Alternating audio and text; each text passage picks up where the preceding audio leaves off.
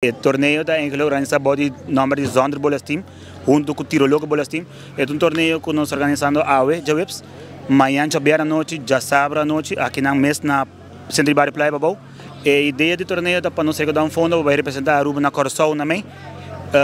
Maneira você pode a noite nós reconhecer duas pessoas roupa importante, para mim de bolas.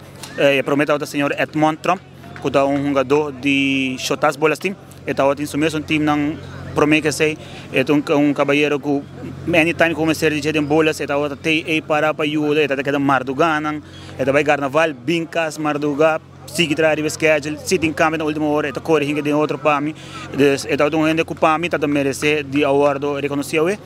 E outra senhora Elaine Cruz, me conheci como Mamalén, é uma senhora que não sabe quanto é preciso atrás, mas a senhora com a nome chance de começar a jogar é deporte de bolas criollo e que te dia já mas sigue cresce, sigue build up danke na je para o deporte de bolas criollo aqui.